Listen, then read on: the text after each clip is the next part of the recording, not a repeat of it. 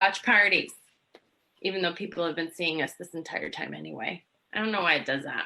Oh, really? Mm-hmm. That's kind of embarrassing. Mm-hmm. It Yeah. is. I agree. Yeah. So now we are live. We're live. Are you guys going to do watch parties? Yeah, I'm doing it. All right. Get your popcorn. It always just makes me laugh because there's like a little popcorn. Is my lighting okay? Your lighting's, it's not as good as Jenny's, of course. Of course. Yeah, nothing's as good as Jenny's. That's right. Don't forget that. You've got the window behind you is the problem. Yeah. You need to go sit on your sofa. I was rushing. Well, it wouldn't matter if I was like sitting on my, well, unless I sat, I guess yeah. You sit on the sofa to have the light shine on you. Yeah. That's what you do. I have a light above me. Should I turn that on? Yes. We'll all be aglow and just look so fabulous. Get your lighting, people. Oh, look at that behind your head.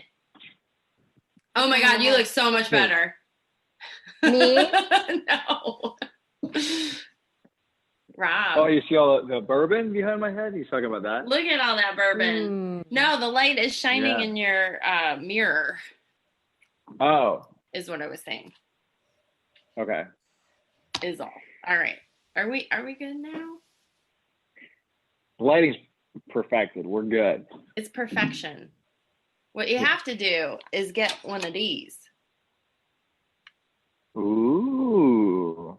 Okay. See? See, I'm not a mogul like that. I can't afford something like that. You know, real producers know about this kind of stuff, but I can't afford that either. Some of us may or may not be one of those. I don't know. Anyway, so Rob, thank you for being with us again. My pleasure. It's always a pleasure to have you here. Always. I'm always super excited. It's like I actually have to get showered that day. So I know. I was like, oh my, I didn't even know that I was showering for this. I did that all on my own. Third outfit of the day. I had to dress professionally earlier because I had an appointment. Then I did my walking loop, and then I had to shower super quick and change into like something for this because, you know, so we're all showered and ready to go. Great. I'm glad that we all showered. Yay. We are all showered, which is a good thing. So Rob, we had something come up this week that I thought was very interesting and would be good to share. And I asked Amanda about it yesterday, and she had not thought about this either.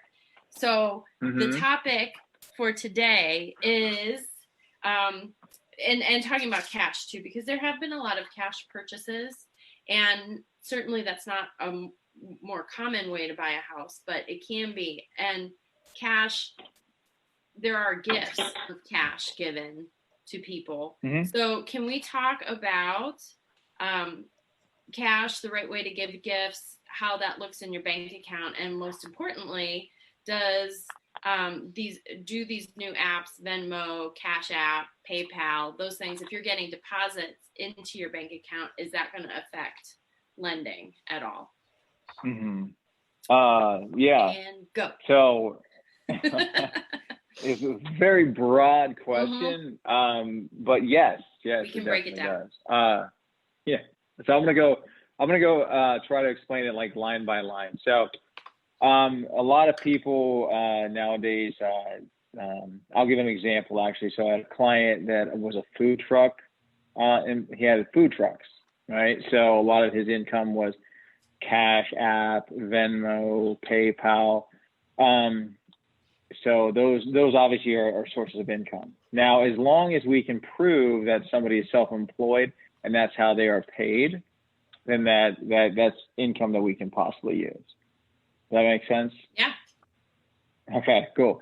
Now, large deposits, that's something completely different. So one thing that a lot of buyers have to be aware of is large deposits. And what I mean by large deposits is depending on what your purchase price is, depending on the loan amount, is going to vary a little bit. So if you have an FHA or government loan, an FHA loan, VA loan, anything that's over 1% of your purchase price or your value of that home is considered a large deposit. So $100,000. I mean, like anything you're over $1,000. writing an offer for $100,000. So anything over 1%, you said? Yeah. Yeah. So that's FHA. And what I mean, it's not going to be an issue as long as we can source it. And what I mean by sourcing it is knowing exactly where it came from, right? So like if it was a gift from a family member, we need to source it, see that it actually came from a family member. Like out of their account. Yeah. Or if it was obviously a paycheck, then obviously we don't need to source that. But we need to know where it came from if it's over 1% of that amount. If it's cash, then we can't use it. So that's the big thing. Cash in most transactions is a big no-no. So Isn't if you that have, crazy?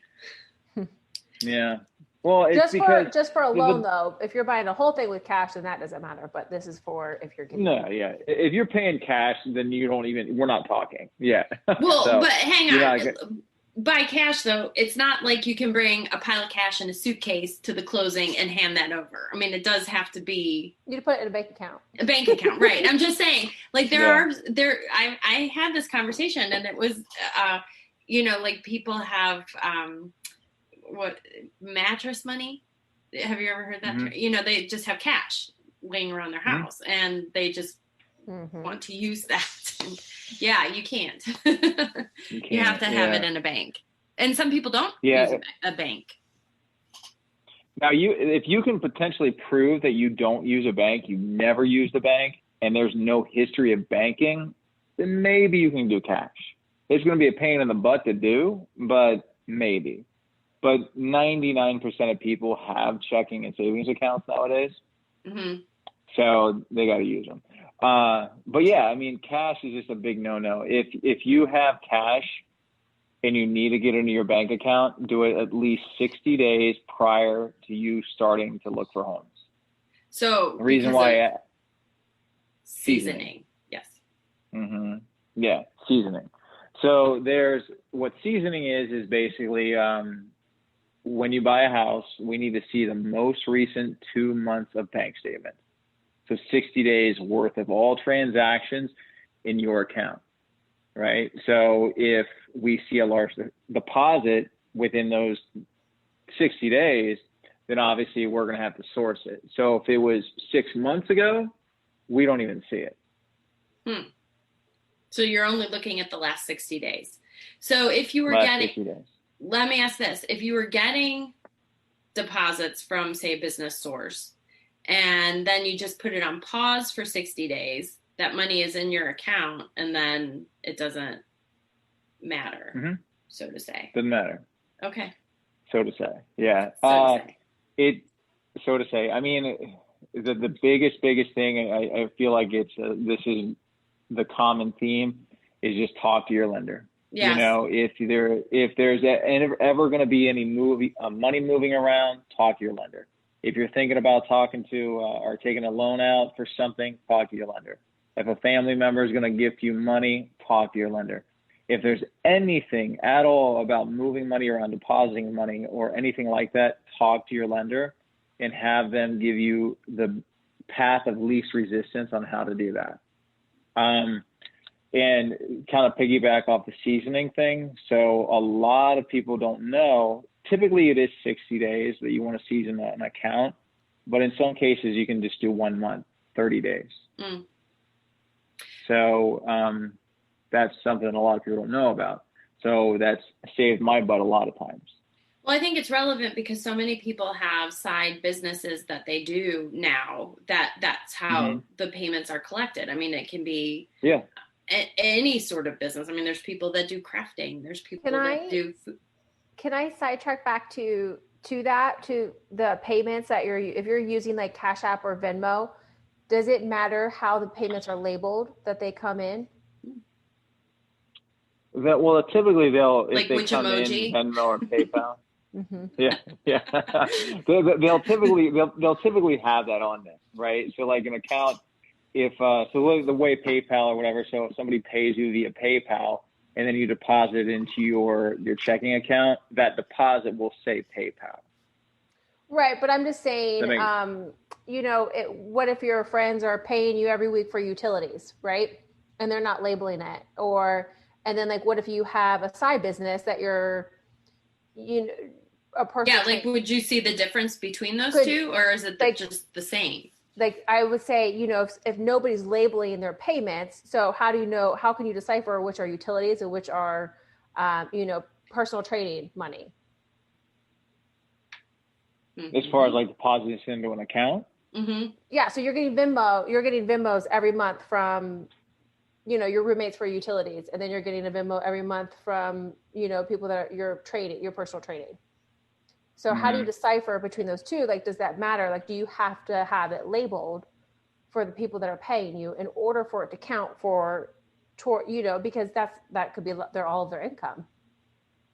Well, yeah, that's their income. So utilities, if somebody's paying you utilities, you're probably going to be under that threshold, which is what's considered a large deposit, right? Gotcha. Hopefully.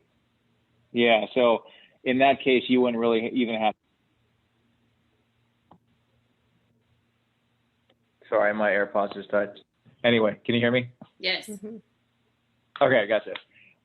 Yeah, so you wouldn't have to source that. Now, if, say, for instance, you're a personal trainer and you're self-employed and you show that on your tax returns, then so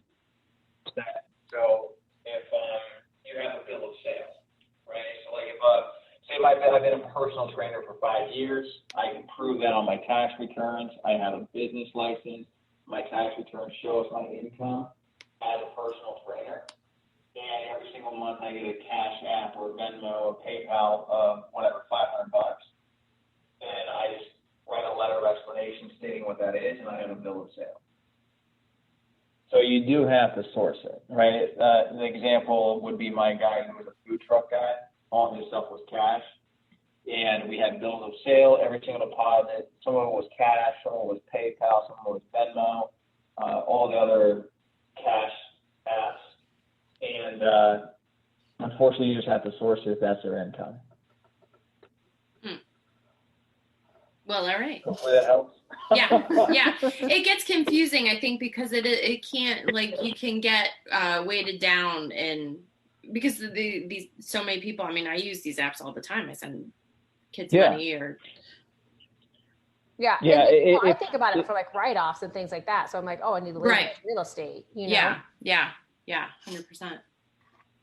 Yeah. So I mean, each situation is going to be a little bit different, right? So like, depending on, it's going to be based on the actual amount of deposit, if it needs to be sourced. Because if it's under that threshold, then you'll be fine. We don't even have to source it. If it's your main source of income, well, we have to prove that you have a business doing that. Which, if you were a business owner anyway, would be the same thing, right? I mean, right. You still have to show, yeah.